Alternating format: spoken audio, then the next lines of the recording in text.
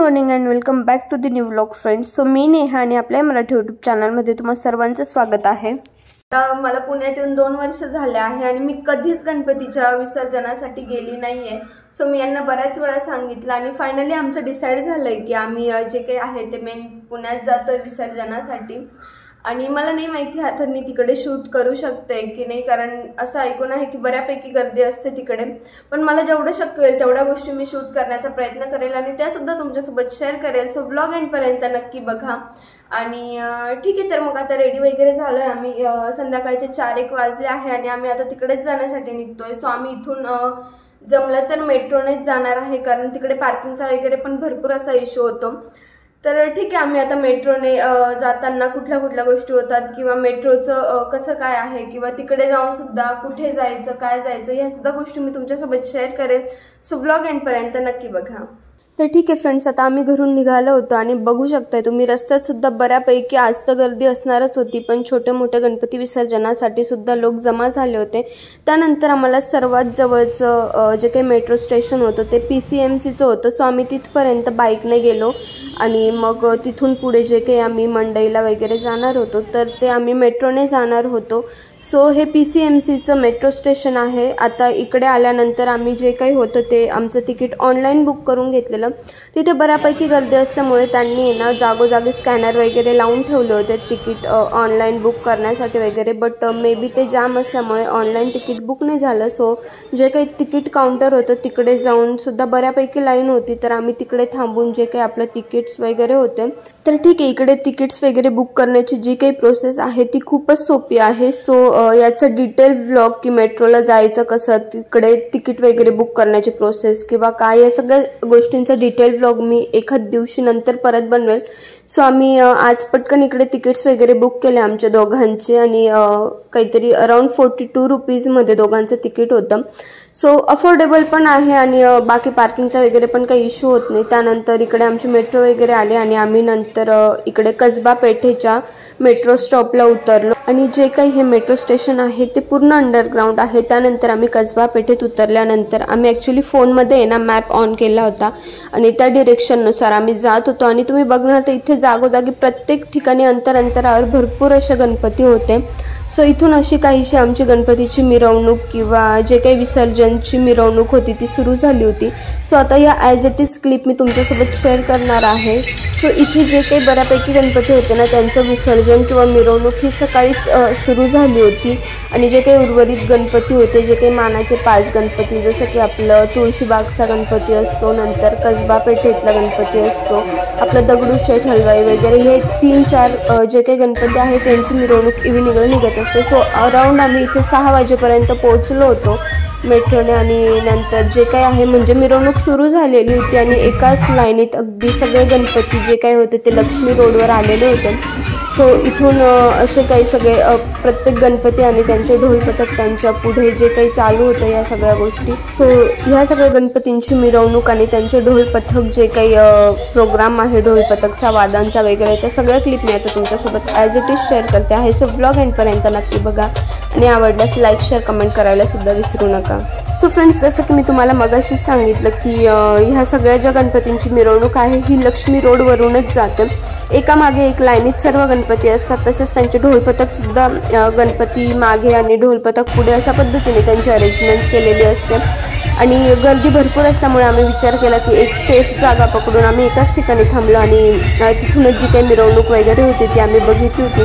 So हे सगळ्या जे काही क्लिप्स आहेत मी ते तिथूनच शूट केलेल्या आहेत. आणि व्हिडिओ जास्त लेंदी नको व्हायला म्हणून मी जेवढं काही ढोलपथकचं जे काही वादन वगैरे आहे ते मला जेवढं योग्य वाटलं आहे तेवढंच मी क्लिप्स तुमच्यासोबत शेअर करण्याचा प्रयत्न केलेला आहे. सो इथे जे काही आपलं दगडूशेठ, बाबू रंगारी वगैरे किंवा बाबू गेनू हे, नंतर आपलं तुळशीबागेचा गणपती, हे जे काही 5 मानाचे गणपती आणि इतर गणपतींची जी मिरवणूक होती तर तिच्या या छोट्या छोट्या क्लिप्स मी तुमच्यासोबत ॲज इट इज शेअर करते विदाऊट एडिटिंग वगैरे. जे काही ढोलपथकचं वादन वगैरे आहे किंवा जे काही त्यांचा गाण्यांचा आवाज वगैरे तर मी ॲज इट इज शेअर करते तुमच्यासोबत. आणि जिथे मला मध्ये कुठे वाटेल तर मी तिकडे व्हॉइस ओव्हर करून सुद्धा त्या गोष्टी तुमच्यासोबत क्लिअर करेन.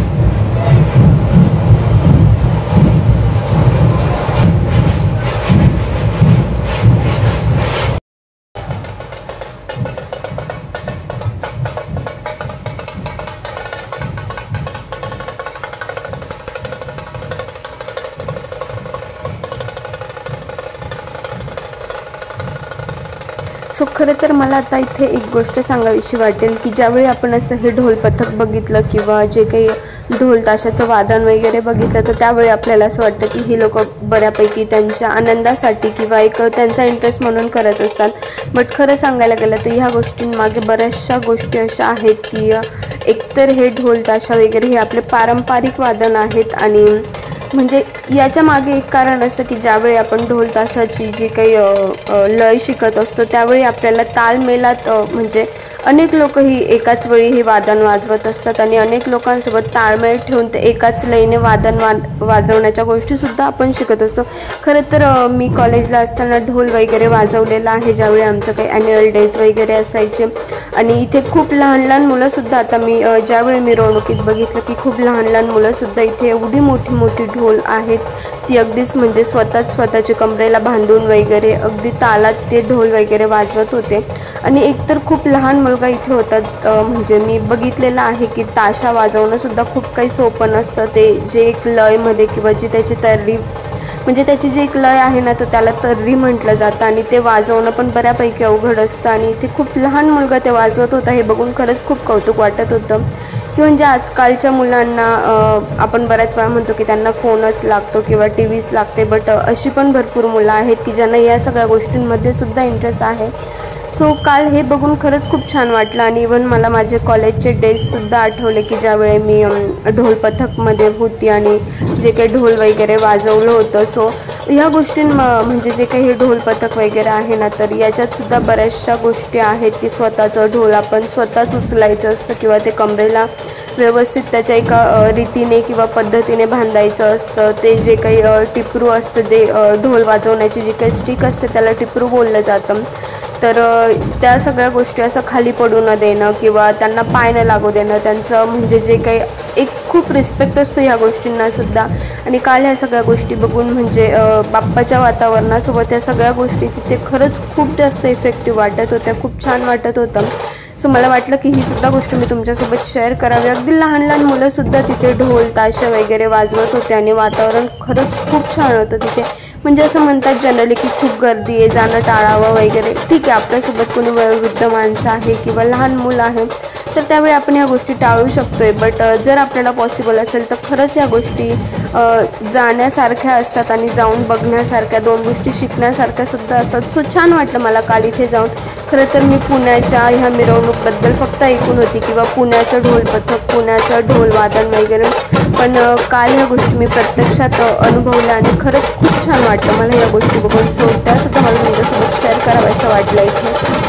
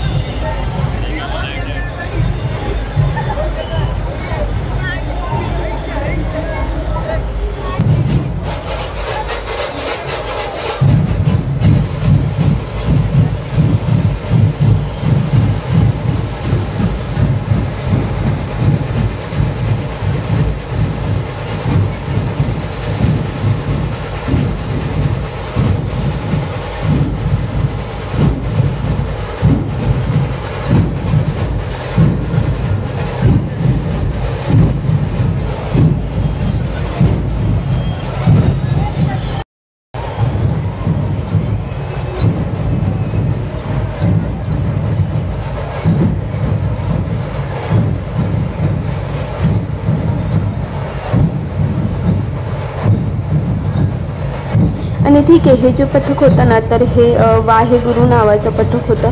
आणि इथे एक गोष्ट अशी की इथल्या जेवढ्या पण ध्वजधारी होते ना तर या सर्व मुली होत्या.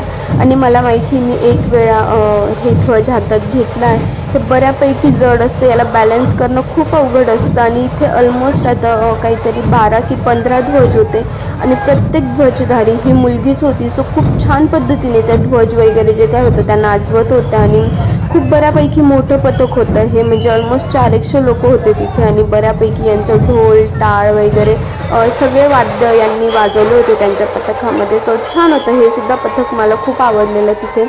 सो ती पण गोष्ट मी तुमच्यासोबत शेअर करते. आणि भरपूर असे म्हणजे ऑलमोस्ट प्रत्येक गणपतीच्या पुढे त्याचं ढोल पथक होतं. आणि प्रत्येकाचं वादन जे काही होतं किंवा जे काही लय होती किंवा ताल होता हा प्रत्येकाचा वेगवेगळा होता. कोणी शिवगर्जना करत होतं, तर कोणी शिवस्तुतीवर वगैरे जे काही ढोल वादन होतं ते करत होतं. सो बघून खरंच खूप छान वाटत होतं. अजून मी भरपूर अशा क्लिप्स घेतल्या आहेत जे तुमच्यासोबत शेअर केलेल्या आहेत, मला जेवढं शक्य झालं तेवढं प्रत्येक गणपतीच्या. सो इथे असे काही गणपतीचे आणि गणपतीचे मखर जे होते ना ते अगदी म्हणजे जे त्यांचे विसर्जनचे रथ होते त्याच्यावर सुद्धा त्यांचे मखर जे होते त्या वेगवेगळ्या थीममध्ये ते त्यांनी सजवले होते. सो बघायलाही खूप छान वाटत होतं. आणि रात्रीच्या वेळी ते लाईट्स वगैरे लावून वगैरे खरंच खूप छान वातावरण होतं तिथे. आणि हे पण एक ढोल पथक होतं, तर इथे ऑलमोस्ट जे काही ढोल वगैरे होते ते मुलीच वाजवत होत्या. सो छान वाटतं. आपण बऱ्याच वेळा म्हणतो की मुलगी आहे किंवा तुझ्याकडून होणार नाही, पण आता विचार करा की एवढी मोठी मोठी ढोल ही ह्या मुली दिवसभर अगदी आता रात्रीचे 10, 11, 12, 2 वाजेपर्यंत ह्या मिरवणूक चालतात आणि ह्या मुलींच्या कमरेला हे ढोल असतात. सो खरंच बघून खूप छान वाटत होतं. आणि अशा काहीशा गोष्टी होत्या ज्या मी काल मिरवणूकमध्ये बघितल्या होत्या आणि तुमच्यासोबत शेअरसुद्धा करते आहे.